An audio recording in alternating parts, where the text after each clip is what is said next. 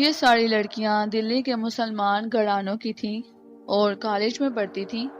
جب وہ امبر کو مذاق کرتے کرتے تھک گئیں تو انہوں نے قطب مینار پر چڑھنے کا پروگرام بنایا۔ اس پر 3 دوسری لڑکیاں ان کے ساتھ جانے پر تیار ہوئیں، باقی وہیں بیٹھی رہیں۔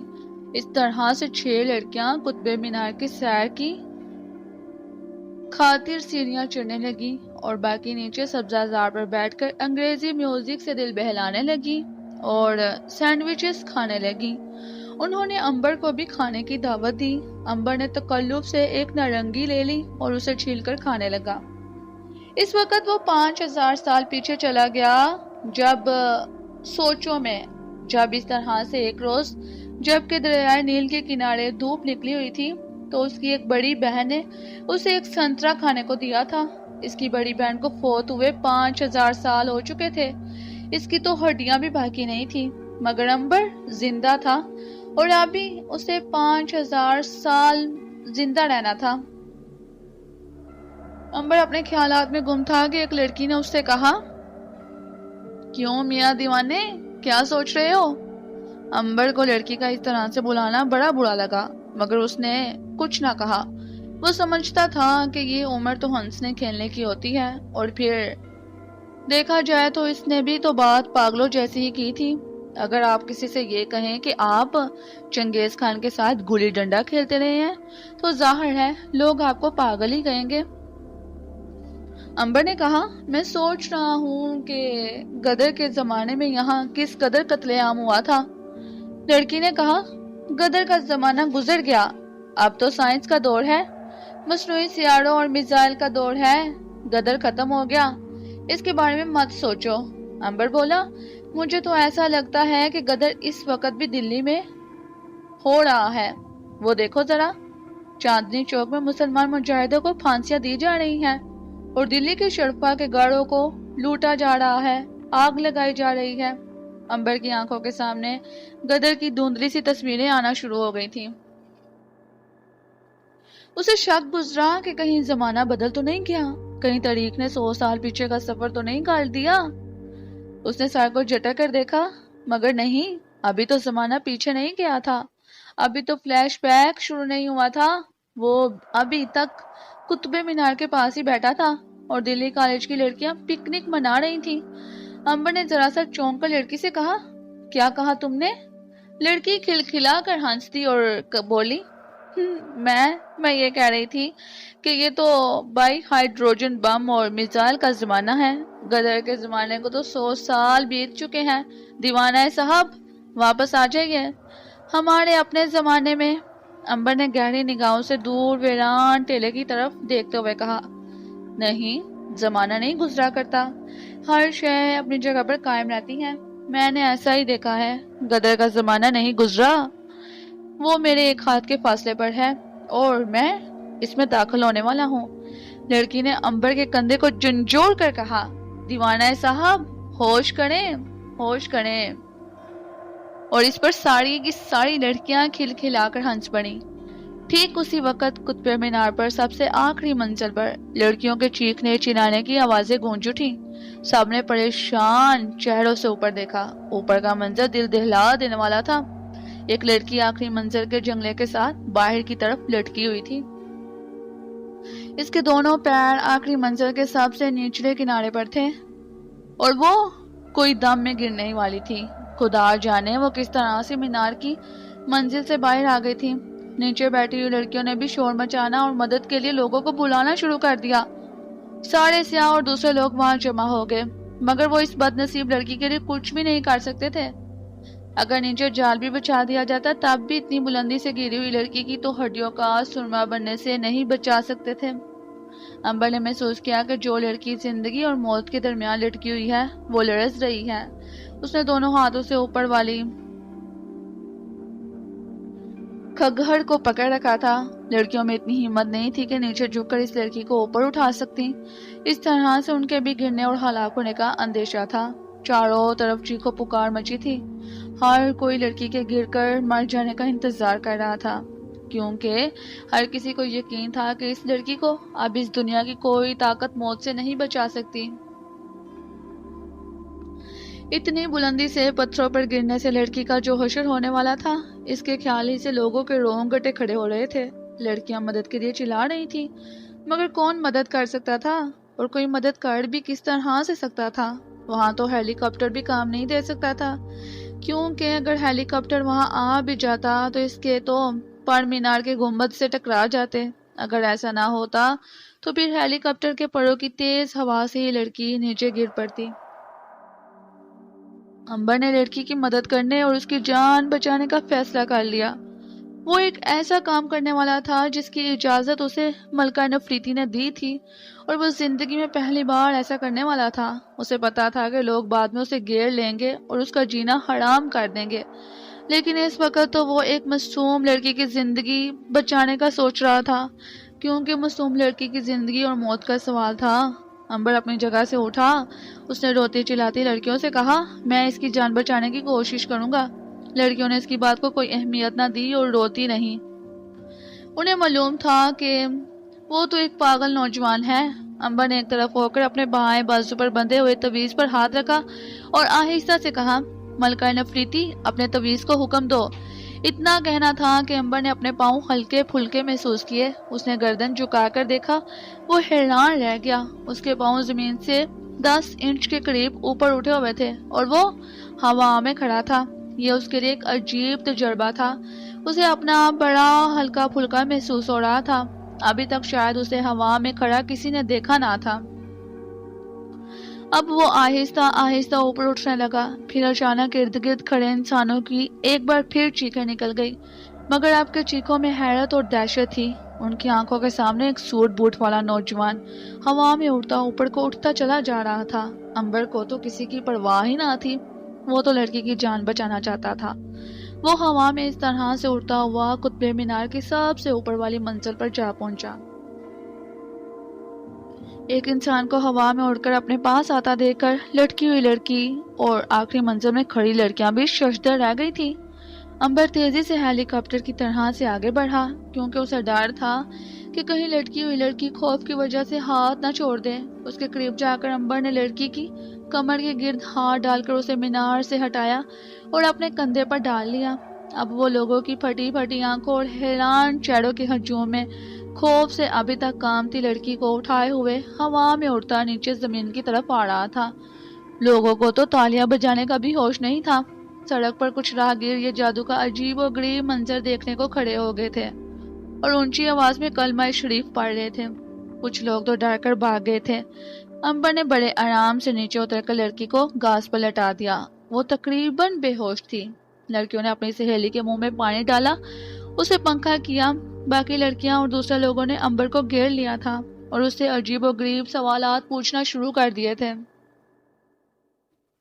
امبر نے مسکرا کر کہا، یہ جادو نہیں تھا، بس خدا نے میرے اندر طاقت بھر دی کہ میں ہوا میں اڑ کر اس لڑکی کی جان بچاؤں۔ مگر کسی کو تو بھائی امبر کی بات پر یقین ہی نہیں آ رہا تھا۔ جب اسے جادوگر سب سمجھ کر اس سے پیچھے ہٹے تو اس سے لڑکی کا حال پوچھنا یاد آیا۔ اس کی دوسری سہیلیاں بھی اب قطب مینار سے نیچے اتر کر آ چکی تھیں اور امبر کا شکریہ ادا کرتے ہوئے اسے ایک عظیم جادوگر سمجھ کر اس کی طرف کچھ دہشت بڑی نظروں سے دیکھ رہی تھی۔ لڑکی اب ہوش میں آ چکی تھی۔ امبر نے ایک لڑکی سے کہا، اب تو آپ کو یقین آ گیا کہ میں نے کلو پترا کے ساتھ کھانا کھایا تھا؟ کسی بھی لڑکی نے کوئی جواب نہ دیا۔ ان سب پر ایک حیرت طاری تھی۔ امبر نے ان سے اجازت لی اور جانے لگا تو اب لڑکیوں کو کچھ ہوش آیا۔ انہوں نے امبر کو گھیر لیا اور اسے اپنے ساتھ کالج چلنے کی دعوت دی۔ امبر کے پاس بھی کوئی کام نہ تھا۔ اس نے سوچا کہ چلو بھائی ذرا رونق رہے گی، کالج کی سیر کریں گے۔ لڑکیاں اسے اپنے کالج کی ویگن میں بٹھا کر کالج لے گئیں۔ اسے اپنے پرنسپل سے ملایا اور بتایا کہ صرف اس کی وجہ سے ان کی سہیلی کی جان بچ گئی تھی۔ کالج کی پرنسپل ایک ادیر عمر کی مسلمان عورت تھی۔ اسے یقین نہیں آ رہا تھا۔ ایک لڑکی نے امبر کی طرف دیکھ کر کہا، بھائی جان، کیا آپ اسی طرح سے اڑ کر ہمارے پرنسپل صاحبہ کو بھی دکھائیں گے تاکہ انہیں یقین آ جائے؟ امبر نے کہا، اللہ نے مجھے یہ طاقت اس لیے نہیں دی کہ میں اسے یوں ہی ضائع کرتا پھروں۔ اگر پرنسپل صاحبہ کو یقین نہیں آتا تو نہ آئے، مجھے اس سے کوئی غرض نہیں۔ اس پر پرنسپل صاحبہ بولی، یہ سائنس کا زمانہ ہے، آج کے زمانے میں کسی انسان کے پاس یہ طاقت یا جادو نہیں ہے کہ وہ ہوا میں اڑنا شروع کر دے۔ زمین کی کشش کا اصول ثابت ہو چکا ہے، صرف چاند پر انسان کا وزن کم ہو سکتا ہے، مگر ہوا میں وہ وہاں بھی نہیں اڑ سکتا۔ اسی لیے میں تو یقین نہیں کروں گی۔ آپ نے جس طرح سے بھی ہماری بچی کی جان بچائی ہے، اس کے لیے میں آپ کا تہہ دل سے شکریہ ادا کرتی ہوں۔ امبر کو پرنسپل کی باتوں پر غصہ سا آ گیا۔ اب وہ اس کے سائنس کے زمانے کو بیکار اور غیر مکمل ثابت کرنے پر تل گیا تھا۔ اس نے کہا، محترمہ، اب میں نے فیصلہ کر لیا ہے کہ میں آپ کو یہ بتا دوں کہ دنیا میں سائنس کے علاوہ بھی کچھ باتیں ہیں جنہیں صرف خدا جانتا ہے، اور کبھی کبھی وہ اپنے کسی بندے کو غیر معمولی لیاقت عنایت کر دیتا ہے۔ امبر نے کہا، کالج کی ساری لڑکیوں کو گراؤنڈ میں جمع کیا جائے۔ اسی وقت ساری کالج کی گراؤنڈ میں لڑکیاں جمع ہو گئیں۔ کالج کی پرنسپل بھی اپنے سٹاف کے ساتھ وہاں موجود تھی اور ہنس رہی تھی کہ یہ تو کوئی دیوانہ نوجوان ہے، اب اس کا جھوٹ ثابت ہو جائے گا۔ امبر پرنسپل کی سب باتیں سن رہا تھا مگر خاموش تھا۔ وہ خوب جانتا تھا کہ اب یہ پرنسپل کا منہ بند ہو جائے گا، بلکہ دہشت سے کھلے کا کھلا رہ جائے گا۔ کالج کی دو لڑکیاں جنہوں نے امبر کو ہوا میں اڑتے اپنی آنکھوں سے دیکھا تھا، بڑی خوش تھیں۔ انہیں اپنی بات ثابت کرنے کا موقع ملنے والا تھا۔ ساری لڑکیاں گھاس پر ایک دائرے میں جمع تھیں۔ درمیان میں امبر کے کہنے پر ایک میز لا کر رکھ دی گئی تھی۔ امبر کچھ ڈرامہ بھی کرنا چاہتا تھا۔ اس نے پانی کا ایک گلاس منگوایا، اونچی آواز میں بسم اللہ شریف پڑھی، پانی میں پھونک ماری اور اسے پی لیا۔ گلاس ایک طرف پھینک کر اس نے پرنسپل صاحبہ کی طرف دیکھ کر کہا، محترمہ، میں جانتا ہوں آپ میرے دعوے کا مذاق اڑا رہی ہیں اور اپنے سٹاف کو بتا رہی ہیں کہ میں ایک پاگل نوجوان ہوں، مگر یقین کریں 1 منٹ بعد ہی آپ کو اپنے آپ پر پاگل ہونے کا شبہ ہوگا۔ میری طرف دیکھتی رہیں اور ہاں، ذرا اپنی اینک کے شیشے کو بھی صاف کر لیں۔ پرنسپل کا تو منہ غصے سے لال ہو گیا، مگر وہ پی گئی کیونکہ انہوں نے خود اس نوجوان کو اپنے فن کا مظاہرہ کرنے کی دعوت دی تھی۔ امبر نے پرنسپل کی طرف دیکھ کر ہاتھ ہلا کر بلند آواز سے کہا، میری طرف سے غور سے دیکھتی رہیں۔ امبر نے ملکہ نفریتی کے تویز پر ہاتھ رکھ کر دل ہی دل میں اس کا نام لے کر اسے اپنی مدد کے لیے پکارا۔ اس کے ساتھ ہی وہ میز پر سے 10 انچ اوپر اٹھ کر ہوا میں اٹھایا۔ حیرت سے لڑکیوں کے منہ سے چیخیں نکل گئی۔ پھر امبر ایک دم سے 15 فٹ اوپر ہو گیا۔ اب تو وہ ہوا میں کھڑا تھا۔ لڑکیاں زور زور سے تالیاں بجا رہی تھیں، شور مچا رہی تھیں۔ پرنسپل کا تو رنگ اڑ گیا تھا۔ وہ منہ کھولے امبر کو ہوا میں کھڑے دیکھ رہی تھی۔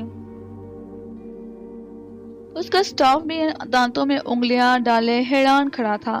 کسی کو تو یقین نہیں آ رہا تھا کہ ایک انسان کو ہوا میں اڑتا وہ دیکھ رہے ہیں جس پر زمین کی کشش کا کوئی اثر نہیں ہو رہا۔ امبر اب کافی بلندی پر چلا گیا۔ اسے کالج کی گراؤنڈ سے باہر سڑک پر چلتی کاریں اور آتے جاتے لوگ بھی دکھائی دے رہے تھے۔ سڑک پر ایک آدمی نے امبر کو اڑتے دیکھا تو اس کی طرف اشارہ کیا۔ بس پھر کیا تھا، سارے بازار کی ٹریفک رک گئی۔ کسی نے اخبار کے دفتر والوں کو فون کر دیا۔ پریس، فوٹوگرافر، سکوٹروں اور کاروں پر جٹ پٹ وہاں پہنچ گئے۔ انہوں نے امبر کی تصویریں بنانا شروع کر دی۔ اب امبر ہوا میں اڑتے ہوئے گراؤنڈ کا چکر لگا رہا تھا۔ دراصل وہ خود بھی اپنا تاریخی سفر شروع کرنے سے پہلے ملکہ نفریتی کے تویز کی کارکردگی کو پوری طرح سے آزمانا چاہتا تھا۔ اسے اب پورا یقین ہو گیا تھا کہ تویز سچا ہے اور ٹھیک طریقے سے اسے لے کر ہوا میں اڑ سکتا ہے۔ لڑکیاں شور مچا رہی تھیں۔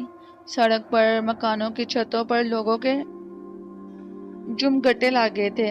ہر کوئی بت بنا ایک نوجوان کو بغیر کسی مشین کے ہوا میں اڑتے دیکھ رہا تھا۔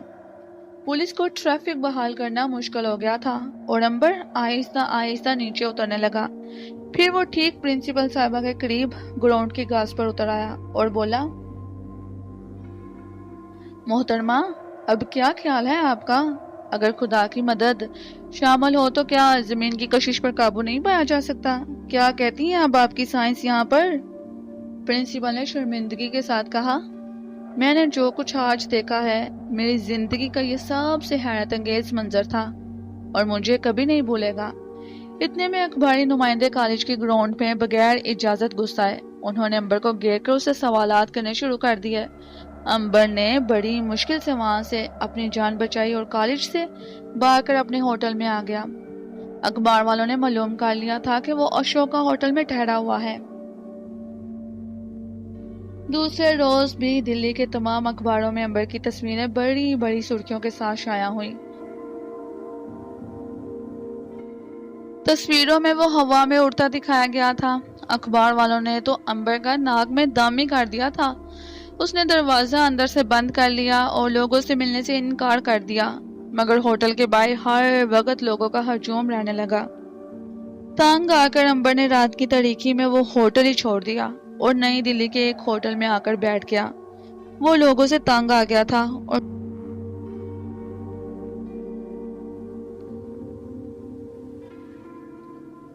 اور چاہتا تھا کہ اس زمانے سے نکل کر جلدی سے جلدی 100 سال پیچھے اپنے زمانے میں داخل ہو جائے، مگر شاید ابھی وہ وقت نہیں آیا تھا۔ نئی دلی کے ہوٹل میں آئے امبر کو دوسرا روز جا رہا تھا۔ ابھی تک شہر میں کسی کو اس کے نئے ٹھکانے کا پتہ نہیں چلا تھا۔ امبر اب سارا دن ہوٹل کے کمرے میں رہتا اور صرف شام کو سیر کرنے باہر جاتا۔ ایک روز وہ سیر کرنے کے بعد شام کے وقت واپس اپنے کمرے میں آیا تو اس نے ایک لڑکی کو دروازے کے باہر سٹول پر بیٹھے پایا۔ امبر نے اس لڑکی کو کالج میں دوسری لڑکیوں کے ساتھ دیکھا تھا۔ لڑکی نے اٹھتے ہوئے امبر کو سلام کیا۔ لڑکی مسلمان تھی اور اس کے چہرے کی اداسی سے معلوم ہو رہا تھا کہ وہ ایک غریب گھرانے کی لڑکی ہے۔ امبر نے پوچھا، کہو بہن، تمہیں کس سے ملنا ہے؟ لڑکی نے بڑے ادب سے کہا، بھائی جان، میں آپ ہی سے ملنے آئی ہوں۔ میرا نام عائشہ ہے، میں سیکنڈ ایئر کی اسٹوڈنٹ ہوں۔ بڑی مشکل سے آپ کا پتہ ڈھونڈ کر یہاں تک پہنچی ہوں۔ آپ سے بے حد ضروری کام ہے، مجھے بہت ضروری بات کرنی ہے۔ امبر کو اس لڑکی سے ہمدردی بھی پیدا ہو گئی تھی۔ اس نے اسے اپنے کمرے میں بلا لیا۔ لڑکی صوفے پر بیٹھ گئی۔ امبر نے چائے منگوائی اور اس سے پوچھا کہ وہ کس سلسلے میں اسے ملنے آئی ہے۔ لڑکی سر جھکا کر کچھ دیر تو قالین کو دیکھتی رہی، پھر ٹھنڈا سانس بھر کر امبر کی طرف چہرہ اٹھا کر دیکھا، بولی، بھائی جان، ہم 3 بہنیں ہیں۔ ہمارا باپ فوت ہو چکا ہے۔ ہماری ماں نے محلے والوں کے کپڑے سی کر اور محنت مزدوری کر کر ہمیں پڑھایا لکھایا۔ ہمارا ایک بھائی ہے مگر وہ چھوٹا ہے۔ ہماری ماں تو ہمارے غم میں گلی جا رہی ہے۔ میری 2 بہنیں مجھ سے چھوٹی ہیں اور پڑھائی چھوڑ بیٹھی ہیں، کیونکہ ہماری تو آمدنی بہت تھوڑی ہے، صرف ہمت کر کر پڑھ رہی ہوں۔ میں آگے تعلیم حاصل کرنا چاہتی ہوں، مگر ہمارے پاس تو آمدنی کا کوئی ذریعہ نہیں ہے۔ ماں کپڑے سی کر 150 کما لیتی ہے، میں بھی سینہ پرونا کر کر 70-80 روپے مہینے کے کما لیتی ہوں، مگر پڑھائی جاری نہیں رکھ سکتی۔ میرے حق میں دعا کریں کہ ہماری آمدنی کا کوئی معقول ذریعہ بن جائے اور میں ایم اے کر سکوں۔ عائشہ کے حالات سن کر تو امبر کے دل کو بڑا دکھ ہوا۔ اسے حوصلہ دیا اور کہا، پیاری بہن، مجھے اپنے گھر کا پتہ دے جاؤ، میں کل اس وقت تمہاری امی سے ملنے آؤں گا۔ شعلے ہی شعلے۔ دوسرے روز امبر شام کو عائشہ کے گھر پہنچ گیا۔ عائشہ کی امی کا گھر دلی شہر سے باہر تیمار پور بستی میں تھا۔ ایک تنگ سا کوارٹر تھا، غریب لوگ تھے۔ ماں بڑی نیک اور نماز روزے کی پابند عورت تھی۔ سخت تنگی میں دن گزار رہے تھے یہ لوگ۔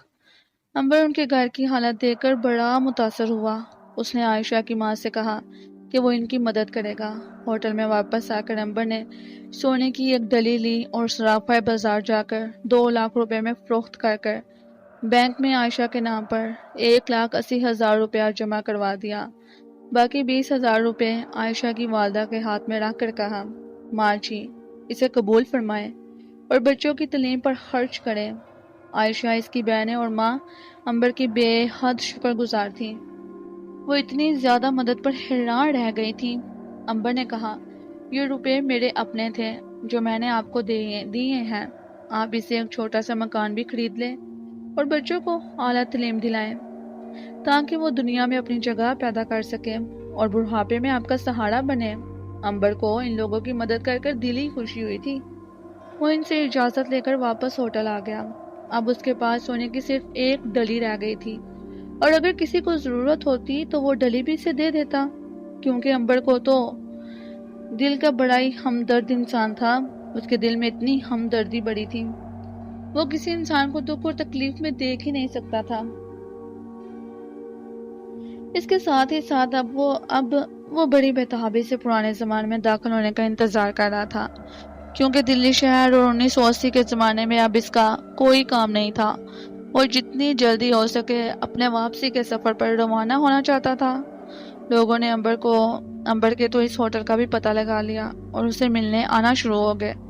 اخباروں میں تو ابھی تک امبر کے بارے میں مضمون چھپ رہے تھے۔ امبر نے تنگ آ کر وہ ہوٹل بھی چھوڑ دیا اور ایک ایسے ہوٹل میں آ گیا جو معمولی سا تھا اور شہر سے باہر 30,000 کے قریب واقع تھا۔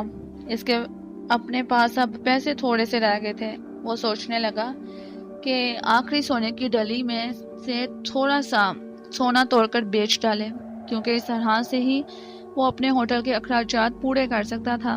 دن پر دن گزرتے چلے گئے اور ملکہ نفریتی کے کام پورے نہیں ہو رہے تھے۔ وہ ہر روز صبح کو یہ خیال کر کر بستر سے اٹھتا کہ اب وہ غدر کے زمانے میں ہوگا اور دلی شہر پر آخری مغل بادشاہ کی حکومت ڈول رہی ہوگی۔ لیکن ہر روز اسے نا امیدی کا منہ دیکھنا پڑتا۔ اس کی سمجھ میں یہ بات نہیں آ رہی تھی کہ اب دیر کس بات کی تھی اور وہ پرانے زمانے میں کیوں داخل نہیں ہو رہا تھا۔ ایک دن امبر دلی شہر کے فتح پوری کے علاقے سے گزر رہا تھا کہ اس نے ایک جانب سے دھوئیں کے بادل اٹھتے دیکھے۔ ایک آگ بجھانے والی موٹر بڑی تیزی سے شور مچاتی اس کے قریب سے گزر گئی۔ کسی جگہ آگ لگی تھی۔ امبر نے سوچا چل کر دیکھنا چاہیے کہ کس جگہ آگ لگی ہے۔ ایک بازار کا موڑ گھوم کر امبر نے دیکھا کہ سامنے ایک 4 منزلہ عمارت کی نچلی دونوں منزلوں میں آگ بھڑک رہی تھی۔ شعلے بڑے اونچے اٹھ رہے تھے، چیخو پکار مچی تھی۔ آگ بجھانے والے آگ بجھانے کی سر توڑ کوشش کر رہے تھے، مگر آگ ان کے قابو سے باہر ہو چکی تھی۔ شعلوں نے نچلی دونوں منزلوں کو پوری طرح سے اپنی لپیٹ میں لے لیا تھا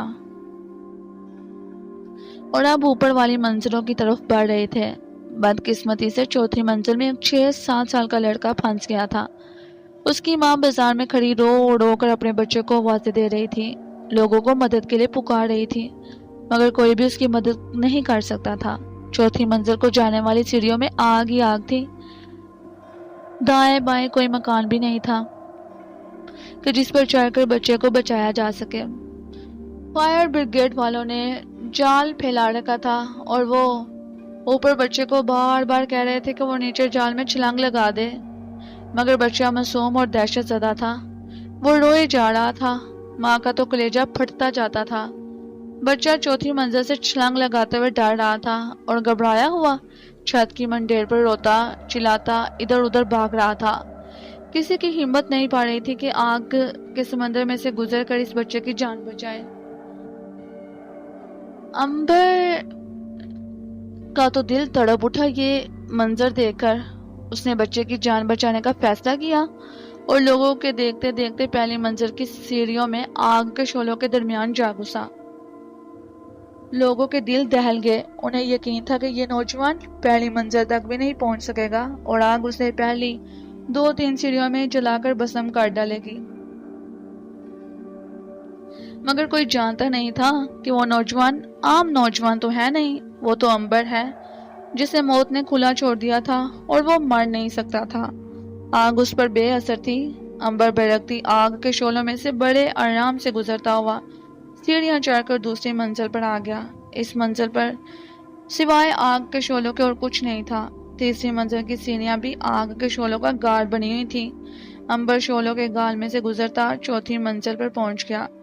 نیچے کھڑے لوگ امبر کی موت پر دکھ کا اظہار کر رہے تھے۔ ایک نے کہا، اوہو بیچارہ، انسانی ہمدردی کی خاطر آگ میں کود گیا، خدا اس کی روح کو بخش دے، وہ تو دوسری سیڑھی پر جل کر راکھ ہو گیا ہوگا۔ بچہ چوتھی منزل کی منڈیر پر اسی طرح سے رو رہا تھا۔ ماں کے بین سنے نہ جاتے تھے، کلیجہ پھٹ رہا تھا، مگر سب مجبور تھے، کوئی بھی دکھیاری ماں کی مدد نہیں کر سکتا تھا۔ فائر بریگیڈ والے تو سر توڑ کوشش کر ہی رہے تھے کہ بچہ چوتھی منزل سے جال میں چھلانگ لگا دے، مگر بچہ تو بس روئے جا رہا تھا۔ آگ اب چوتھی منزل پر پہنچ رہی تھی اور شعلوں نے چوتھی منزل کی کھڑکیوں کے چھجے جلانے شروع کر دیے تھے۔ اچانک لوگوں کے سانس اوپر کے اوپر رہ گئے، ان کی آنکھیں دہشت سے کھل گئی، کیونکہ وہ ایک ایسا منظر دیکھ رہے تھے جس پر انہیں کبھی یقین آ ہی نہیں سکتا تھا۔ انہوں نے آگ میں کود جانے والے نوجوان کو دیکھا کہ چوتھی منزل کی منڈیر کے ساتھ کھڑا ہے اور اس نے بچے کو گود میں اٹھایا ہوا ہے۔ یہ کیسے ہو سکتا ہے؟ وہ آگ کے شعلوں سے کیسے بچ سکتا ہے؟ یہ تو اللہ تعالیٰ کی رحمت ہے۔ اوپر سے امبر نے فائر بریگیڈ والوں کو آواز دی کہ وہ جال کو مضبوطی سے پکڑے رکھیں، میں بچے کو نیچے پھینک رہا ہوں۔ فائر بریگیڈ والوں نے جال کو پوری طرح سے قابو میں کر لیا اور لڑکے کو پھینکنے کا اشارہ کیا۔ امبر نے اللہ تعالیٰ کا نام لے کر لڑکے کو نیچے پھینک دیا۔ ماں لپک کر روتی پیٹتی جال کے پاس گئی، بچہ صحیح سالم تھا۔ ماں نے اپنے جگر کے ٹکڑے کو چھاتی سے لگا لیا اور دور اپنے رشتہ داروں کے پاس چلے گئی۔ فائر بریگیڈ والوں نے اب امبر کو آواز دی کہ وہ بھی نیچے جال میں چھلانگ لگا دے، کیونکہ آگ نے ساری عمارت کو اپنی لپیٹ میں لے لیا ہے اور وہ واپس نہ آ سکے گا۔ امبر نے ادھر سے چلا کر کہا، آپ لوگ آگ بجھانے کی کوشش کریں، میں جدھر سے آیا تھا ادھر ہی سے واپس جاؤں گا۔ لوگ اور فائر بریگیڈ والے بھی حیران تھے کہ یہ انسان ہے یا کوئی بھوت ہے۔ امبر اب اڑ کر تو نیچے اترنا چاہتا نہیں تھا، وہ آگ کے شعلوں سے گزر کر اپنی اس طاقت کو بھی آزمانا چاہتا تھا۔ اپنا خطرناک واپسی کا سفر شروع کرنے سے پہلے وہ اپنی ساری خفیہ طاقتوں کا امتحان لے لینا چاہتا تھا۔ امبر نے دیکھا کہ آگ چوتھی منزل کی سیڑھیوں میں بھی بھڑک رہی ہے۔ ایسا لگ رہا تھا کہ آگ کا ایک گھاٹ نیچے اتر رہا ہے، ایک سرنگ نیچے جا رہی ہے جس میں بڑے بڑے شعلے تنور کی آگ کی طرح سے دہک رہے تھے، گول گول چکر لگا کر سیڑھیوں کی دیواروں کو چاٹ رہے تھے۔ امبر کو ذرا بھی خوف نہیں تھا، کیونکہ اسے پتا تھا کہ یہ آگ اس کا ایک بال تک نہیں جلا سکتی۔ اس نے اللہ کا نام لیا اور آگ کے شعلوں میں داخل ہو کر سیڑھیاں اترنا شروع کر دی۔ اس کے ارد گرد شعلے ہی شعلے تھے، کانوں میں آگ کے شعلے شائیں شائیں کر رہے تھے، سیڑھیاں دہک رہی تھیں، سرخ روشنی سے آنکھیں چندیا رہی تھیں۔ امبر کو ذرا سی بھی گرمی محسوس نہیں ہو رہی تھی، وہ بڑے آرام سے سیڑھیاں اتر رہا تھا۔ سیڑھیاں سیمنٹ اور لوہے سے بنی تھیں اور سرخ ہو رہی تھیں۔ آخر وہ آگ کے اس جہنم سے باہر نکل آیا۔ پہلے تو لوگ اسے زندہ سلامت آگ کے شعلوں میں سے نکلتا دیکھ کر ڈر کر پڑے ہٹ گئے تھے، پھر انہوں نے جوش میں آ کر اللہ اکبر کے نعرے لگانے شروع کر دیے۔ فائر بریگیڈ والوں نے قریب آ کر امبر کے کپڑوں کو ہاتھ لگا کر دیکھا، وہ بالکل ٹھنڈے تھے، کہیں آگ کے جلنے کا ہلکا سا نشان بھی نہیں تھا۔ یہ کیسے ہو سکتا ہے؟ تم کون ہو؟ تم انسان نہیں لگتے۔ اس آگ کے جہنم میں تو لوہا تک پگھل کر باپ بن جاتا ہے اور تمہارا ایک بال تک نہیں چلا۔ امبر نے ان کی باتوں کا کوئی جواب نہ دیا، صرف اتنا پوچھا کہ بچہ محفوظ ہے کیا؟ بچے کی ماں نے امبر کو سینے سے لگا لیا۔ خدا تمہیں ہمیشہ سلامت رکھے میرے بیٹے، تم نے میرے جگر کے ٹکڑے کو بچایا ہے۔ امبر ہنس دیا۔ ہمیشہ سلامت رہنے کی دعا اسے عجیب سی لگی تھی، کیونکہ 5000 سال سے تو پہلے ہی زندہ تھا اور ابھی اسے اور 5000 سال زندہ رہنا تھا۔ پتہ نہیں اللہ تعالیٰ کو کیا منظور تھا۔ اس نے عورت کی گود سے بچے کو لے کر پیار کیا۔ لوگ امبر کے ارد گرد جمع ہو گئے۔ کسی نے زور سے کہا، ارے یہ تو ہوا میں اڑنے والا نوجوان ہے۔ بس پھر کیا تھا، وہاں تو نعرے لگنے شروع ہو گئے۔ پولیس آ گئی۔ پولیس کو امن و امان قائم رکھنے کے لیے ہلکا سا لاٹھی چارج کرنا پڑا۔ لوگ آگ کو بھول کر امبر کے پیچھے پڑ گئے تھے۔ امبر نے ایک پولیس انسپکٹر سے مدد کی درخواست کرتے ہوئے کہا، برائے مہربانی اسے وہاں سے نکال لیا جائے۔ انسپیکٹر نے اسے اپنی حفاظت میں لوگوں کے ہجوم میں سے نکال کر جیپ میں بٹھایا اور اس علاقے سے لے کر فتح پوری کے تھانے میں آ گیا۔ امبر نے انسپیکٹر کا بہت شکریہ ادا کیا اور پوچھا کہ اس کے خلاف اگر کوئی مقدمہ درج نہ ہو تو کیا وہ جا سکتا ہے؟ انسپیکٹر نے سر کھجاتے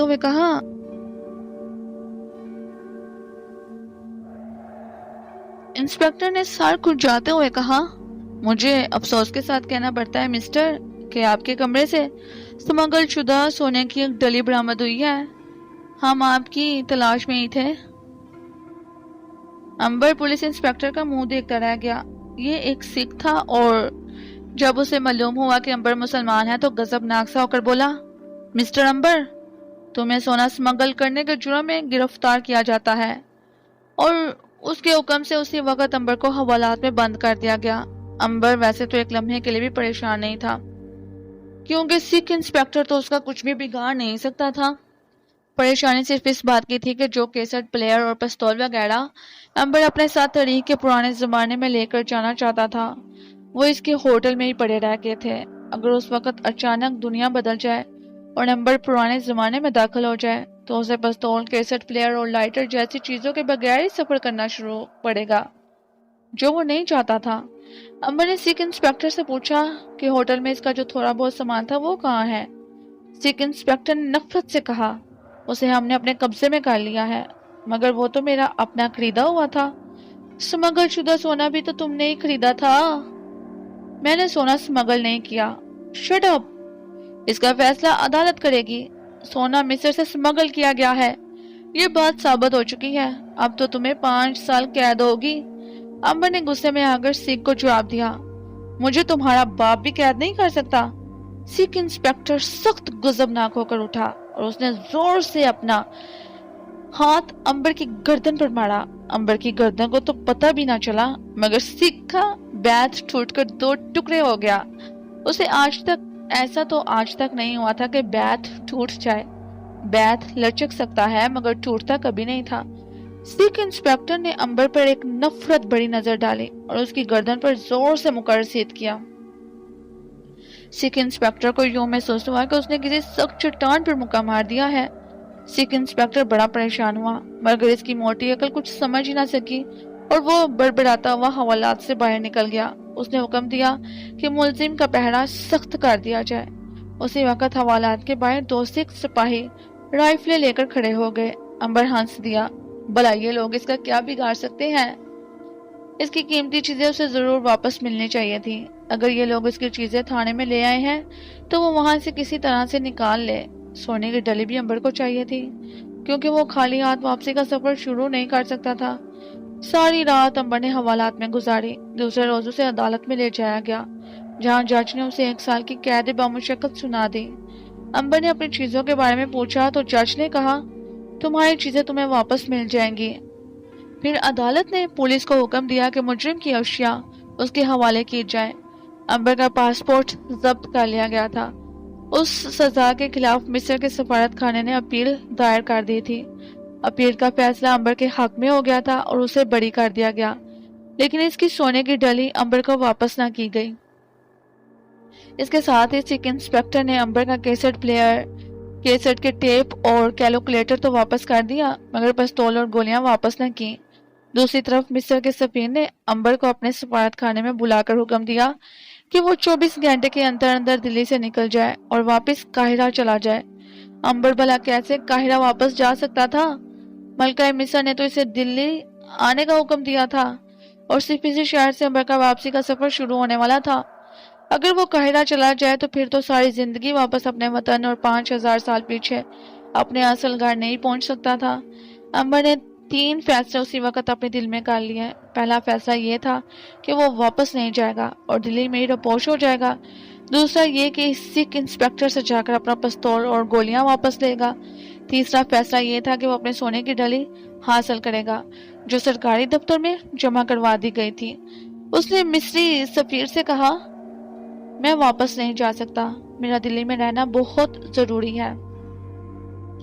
مصری سفیر نے قدرے سخت لہجے میں کہا، کبھی تم ہوا میں اڑتے ہو، کبھی آگ میں گزر جاتے ہو، تم نے تو ہمیں پریشان کر رکھا ہے، مجھے تو تم کوئی جادوگر لگتے ہو۔ اب تو سونا سمگل کر کر تم نے ہمارے ملک کو بدنام کر دیا ہے، تمہیں تو ہر حالت سے یہاں سے نکل جانا ہوگا۔ امبر نے کہا کہ وہ دلی سے واپس نہیں جائے گا۔ اس پر مصری سفیر نے امبر کا پاسپورٹ دکھا کر کہا کہ اس کا پاسپورٹ سفارت خانے کے پاس ہے اور وہ کسی دوسری جگہ جا نہیں سکتا۔ امبر کو سفارت خانے میں نگرانی میں رکھ لیا گیا اور اگلے روز کی فلائٹ میں قاہرہ کے لیے اس کی سیٹ بک کروا دی۔ امبر کو ایک کمرے میں بند کر دیا گیا۔ امبر نے یہ فیصلہ بھی کر لیا تھا کہ اب اسے وہاں سے فرار ہو جانا چاہیے، کیونکہ یہ ناسمجھ سفیر تو اپنی ضد پر قائم ہے اور اسے سخت نقصان پہنچانے کا ارادہ کیے ہوئے ہے۔ امبر نے کمرے کا جائزہ لیا۔ وہاں صرف ایک روشن دان تھا، اس میں سے امبر باہر نہیں نکل سکتا تھا۔ اس کا کیسٹ پلیئر اور ریکارڈر اور لائٹر اور کیلکولیٹر اسے دے دیا گیا تھا۔ اب اسے صرف پستول اور سونا باہر نکل کر دوبارہ حاصل کرنا تھا۔ امبر رات کو انتظار کرنے لگا۔ اس نے رات کا کھانا تو سفیر کے ساتھ ہی کھایا تھا۔ سفیر نے امبر سے پوچھا کہ وہ کون ہے اور قاہرہ میں کیا کرتا تھا۔ امبر نے مسکرا کر کہا، اگر آپ سچ پوچھتے ہیں تو میں آج سے 5000 سال پہلے دریائے نیل کے کنارے میں ایک مصری سرجن کے گھر پیدا ہوا تھا اور میری پرورش فرعون کے محل میں ہوئی تھی۔ سفیر نے اپنا سر پکڑ لیا۔ کس پاگل سے پالا پڑ گیا ہے، اس نے دل میں سوچا۔ وہ اٹھا اور سر ہلاتا ہوا کمرے سے باہر نکل گیا۔ اس نے اپنے عملے کو حکم دیا کہ جس طرح بھی ہو سکے اس پاگل نوجوان کو جہاز میں سوار کروا کر واپس قاہرہ روانہ کر دیا جائے۔ ہوائی جہاز دوسرے روز صبح جانا تھا۔ امبر سفارت خانے کے کمرے میں بیٹھا غور کر رہا تھا کہ وہ کس ترکیب سے باہر نکلے۔ وہ طاقت استعمال کر کر وہاں سے بڑی آسانی سے نکل جانا چاہتا تھا، نکل سکتا تھا، مگر وہ ایسا کر کر مصری حکومت کو بدنام نہیں کر سکتا تھا۔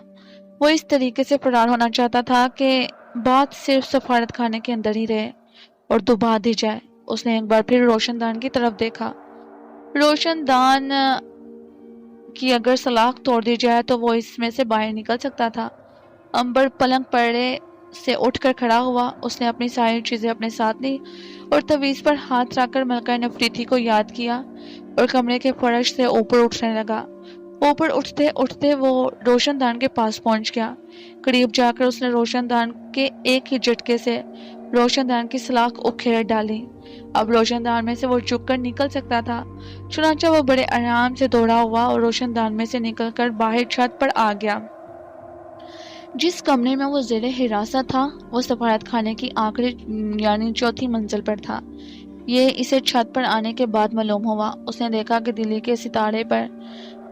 دلی کے آسمان پر ستارے چمک رہے تھے۔ نیچے سڑک پر روشنیاں تھیں اور کاریں آ جا رہی تھیں۔ بلڈنگ کافی اونچی تھی، لیکن امبر کے لیے تو اونچائی کوئی حیثیت نہیں رکھتی تھی۔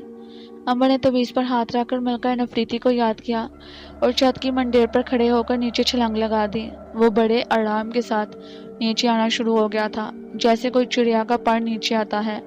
امبر عمارت کی پچھلی طرف سے ایک تنگ بازار میں اتر رہا تھا کہ اچانک ایک گارڈ کی نظر پڑ گئی۔ پہلے تو گارڈ کو اپنی آنکھوں پر یقین نہ آیا، پھر جب امبر بازار کی سڑک پر اتر آیا تو اس نے شور مچا دیا۔ سفارت خانے کا رات کا عملہ جو تھا وہ باہر آ گیا، مگر امبر اس دوران میں بڑی تیزی کے ساتھ سڑک پر آ کر ٹیکسی میں بیٹھ چکا تھا۔ ٹیکسی امبر کو لے کر دلی کے باہر 30 ہزاری کے علاقے میں آ گئی۔ امبر یہاں عارضی طور پر عائشہ بہن کے گھر پناہ لینا چاہتا تھا۔ کوارٹر سے کچھ دور ہی امبر نے ٹیکسی چھوڑ دی اور عائشہ کے گھر کے دروازے پر دستک دی۔ اتنی رات کے امبر بھائی کو گھر کے باہر دیکھ کر عائشہ اور اس کی امی بڑی حیران ہوئی۔ امبر نے بتایا کہ وہ ہوٹل سے آ گیا ہے، اسے کچھ روز وہاں ٹھہرنا ہوگا۔ عائشہ کی ماں نے کہا، بیٹا امبر، یہ تمہارا اپنا گھر ہے، چاہے ساری عمر یہاں رہو، ہمیں تو بے حد خوشی ہوگی۔ کوارٹر کی چھت پر بھی ایک چھوٹا سا کمرہ تھا جو سڑک پر سے نظر نہیں آتا تھا۔ امبر نے اس کمرے میں بستر لگا لیا اور اپنا کیسٹ پلیئر وغیرہ اسی جگہ رکھ لیے اور سو گیا۔ دوسرے روز اس نے سب کے ساتھ مل کر ناشتہ کیا اور کہا کہ وہ ایک ضروری کام سے جا رہا ہے اور کوارٹر سے نکل کر فتح پوری کی طرف آ گیا۔ اس نے ایک دکان میں جا کر دوسرا لباس خریدا اور وہیں تبدیل کر لیا۔ اب وہ سوٹ میں نہیں بلکہ شلوار قمیص میں تھا اور سر پر اس نے جناح کیپ رکھی ہوئی تھی تاکہ وہ پہچانا نہ جائے۔ فتح پوری کے تھانے میں جا کر اس نے پنجابی زبان میں سکھ انسپکٹر کا پوچھا۔ چپراسی نے بتایا کہ وہ 10 بجے گھر سے آئے گا۔ امبر نے اس کے گھر کا پتہ لیا اور چل پڑا۔ سکھ انسپیکٹر موتی نگر میں رہتا تھا۔ یہ دلی کی ایک نئی بستی تھی جو پاکستان بننے کے بعد بنی تھی۔ یہاں سکھ انسپیکٹر کا گھر تھا جس کے دروازے پر سکھ انسپیکٹر کے نام کی تختی گور مکھی زبان میں لکھی ہوئی تھی۔ امبر نے دروازے پر دستک دی۔ نوکر نے باہر آ کر پوچھا، کس سے ملنا ہے؟ امبر نے انسپیکٹر کا نام لیا تو نوکر نے اسے اندر بلا لیا۔ امبر کو ایک چھوٹے سے گندے مندے کمرے میں بٹھا دیا گیا۔ تھوڑی دیر بعد سکھ انسپیکٹر وردی پہنتے ہوئے آیا اور امبر کو دیکھ کر غصے سے بولا، تمہیں کس نے اندر آنے دیا؟ امبر اٹھ کر کھڑا ہوا اور بولا، میں اپنا پستول اور گولیاں لینے آیا ہوں۔ یہ میری امانت ہے اور میں اسے لیے بغیر واپس نہیں جاؤں گا۔ سکھ انسپیکٹر نے آگے بڑھ کر پوری طاقت سے امبر کی گردن پر گونسا مارا۔ اس کا خیال تھا کہ امبر کی گردن ٹوٹ جائے گی، مگر الٹا سکھ انسپیکٹر ہاتھ پکڑ کر فرش پر بیٹھ گیا اور درد سے وہ دوہڑا ہو رہا تھا کیونکہ اس کے ہاتھ پر بہت زیادہ چوٹ آئی تھی، گویا اس نے کسی پتھر کی سخت چٹان کے ساتھ اپنا ہاتھ ٹکرا دیا ہو۔ امبر سکھ کے سر کے اوپر جا کر کھڑا ہو گیا۔ اس نے سکھ کی گردن کو اپنے سخت ہاتھوں کی گرفت میں لے کر پنجابی زبان میں کہا، میں تیری گردن دبوچ دواں گا، چھیتی دس کتھے ہے میری امانت؟ سکھ کو ایسا محسوس ہوا کہ اس کی تو گردن کسی لوہے کی مشین کے اندر گھس گئی ہے۔ اس نے ہاتھ ہلا کر کہا، ابھی لاتا ہوں، میری گردن تو چھوڑ دو۔ امبر نے گردن چھوڑ دی۔ سکھ سہما سہما سا اندر گیا اور پستول اور گولیوں کا بکس لا کر امبر کے حوالے کر دیا۔ امبر نے پوچھا، اس کا سونا کون سے دفتر میں ہے؟ سکھ انسپیکٹر نے بتایا کہ سونے کی ڈلی تو محکمہ ایکسائز کے دفتر میں ہے جو نئی دلی کے پہلے چوک میں بائیں جانب والی عمارت میں ہے۔ امبر نے پستول قمیض کے اندر لگایا اور گولیاں تھیلے میں رکھی اور سکھ کے کوارٹر سے باہر آ گیا۔ وہ سیدھا ٹیکسی میں بیٹھ کر عائشہ کے گھر آ گیا۔ اپنے کمرے میں اس نے ان چیزوں کو رکھا اور اب سونے کی تلاش میں روانہ ہو گیا۔ نئی دلی کے پہلے چوک میں بائیں جانب ایک 7-8 منزلہ بڑی شاندار عمارت تھی جس میں ایکسائز والوں کا دفتر تھا۔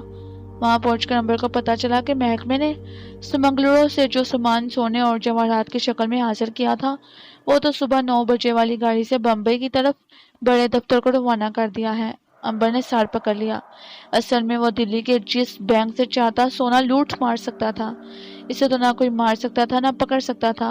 وہ بڑے آرام سے اڑ کر دلی سے 200 میل کے فاصلے پر اتر سکتا تھا، لیکن امبر غیر قانونی اور ناجائز کام ہرگز نہیں کرنا چاہتا تھا، اسی لیے اس نے قانون کی طرف سے دی گئی سزا قبول کر لی تھی، اگرچہ وہ سزا بھی ناجائز تھی۔ امبر صرف اپنی امانت واپس لینا چاہتا تھا، مگر یہاں تو معاملہ الٹ ہو گیا تھا۔ اس کی امانت یعنی سونے کی ڈلی سرکاری خزانے کے ساتھ بمبئی ایکسپریس میں دلی سے بمبئی جا رہی تھی۔ اس وقت 11 بجے تھے اور ٹرین دلی سے 100-150 میل آگے نکل چکی تھی۔ اب کیا کیا جائے؟ امبر یہی سوچتا ہوا عمارت سے باہر آ گیا۔ سوائے اس کے اور کوئی چارہ نہ تھا کہ وہ ٹرین کا پیچھا کرے اور جس ڈبے میں اس کی امانت ہے وہاں سے اسے حاصل کرنے کی کوشش کرے۔ امبر سیدھا عائشہ کے گھر آ گیا۔ وہ سمجھتا تھا کہ جس وقت چاہے بمبئی ایکسپریس کو راستے میں پکڑ سکتا ہے۔ یہ کام وہ سورج غروب ہونے کے بعد کرنا چاہتا تھا۔ اس نے عائشہ کے گھر والوں کو اپنے پروگرام کے بارے میں کچھ نہ بتایا۔ جب شام ہوئی تو امبر نے چمڑے کی جیکٹ اور جینز اور پاؤں میں فل بوٹ پہنے، پستول وغیرہ گھر پر ہی رہنے دیا، اپنے پاس ایک چاقو تک نہ رکھا اور بمبئی ایکسپریس کے تعاقب میں روانہ ہو گیا۔ 30 ہزاری سے وہ نئی دلی کے ریلوے اسٹیشن پر آ گیا۔ وہ بمبئی کو جاتی ریلوے لائن کے ساتھ ساتھ چل کر بمبئی ایکسپریس کو پکڑنا چاہتا تھا اور کوئی طریقہ بھی نہیں تھا۔ امبر اس کے علاوہ کسی راستے سے واقف بھی نہیں تھا۔ نئی دلی ریلوے اسٹیشن جگمگ کر رہا تھا، اگرچہ ابھی رات نہیں ہوئی تھی اور آسمان پر سورج کی روشنی باقی تھی۔ امبر نے پلیٹ فارم کے ایک سٹال پر ریلوے ٹائم ٹیبل سے لگایا کہ ٹرین کو گئے 8 گھنٹے ہو چکے تھے اور وہ اس وقت جھانسی کے آس پاس کہیں ہوگی۔ امبر نے ایک چھوٹے سائز کا ٹائم ٹیبل خرید کر اپنی پاکٹ میں رکھ لیا، انکوائری آفس سے کچھ ضروری معلومات حاصل کی اور اس ریلوے لائن کے بارے میں معلوم کیا جو ٹرین کو لے کر بمبئی کی طرف روانہ ہوئی تھی۔ امبر ریلوے لائن کے ساتھ ساتھ مغرب کی طرف چلنے لگا۔ وہ شہر سے کافی دور جا کر ہوا میں اڑنا چاہتا تھا، پھر وہ رک گیا کیونکہ نئی دلی کا شہر بہت دور تک آباد تھا۔ وہ واپس ریلوے اسٹیشن پر آ گیا اور آگرہ کو جانے والی ایک ٹرین میں سوار ہو کر آگے کی طرف روانہ ہوا۔ حضرت نظام الدین اولیاء کے اسٹیشن پر گاڑی رکی تو امبر وہاں اتر گیا۔ سب سے پہلے وہ حضرت نظام الدین اولیاء رحمۃ اللہ کے مزار پر حاضر ہوا، نظر چڑھائی، فاتحہ پڑھ کر اپنے اور ہندوستان کے سارے مسلمانوں کی خوشحالی کے لیے دعا مانگی اور واپس ریلوے لائن پر آ گیا۔ اب رات ہو گئی تھی، آسمان ستاروں سے بھر گیا تھا، امبر ریلوے لائن کے ساتھ کھڑا تھا۔ ریلوے لائن دور تک جا رہی تھی اور پھر رات کے اندھیرے میں گم ہو گئی تھی۔ دور ایک ریلوے سگنل کی سرخ بتیاں روشن اندھیرے میں روشن تھی۔ امبر نے تویز پر ہاتھ رکھا، اسے کوئی دیکھ نہیں رہا تھا۔ خدا کا نام لیا اور زمین سے اوپر اٹھ کر بمبئی ایکسپریس کے تعاقب میں ریلوے لائن کے اوپر اڑنا شروع کر دیا۔ اس کے بعد تو میرے پیارے لیسنرز، کیسی لگی آپ کو ویڈیو؟ اگر آپ کو یہ ویڈیو پسند آئی ہے تو میرے اس ویڈیو کو لائک کریں اور میرے چینل کو سبسکرائب کریں اور بیل آئیکن کو پریس کریں تاکہ آپ کو ملتی رہیں تمام ویڈیو اپڈیٹس۔ تو اس کے بعد انشاءاللہ ملتے ہیں نیکسٹ ایپیسوڈ کے ساتھ۔ So stay connected.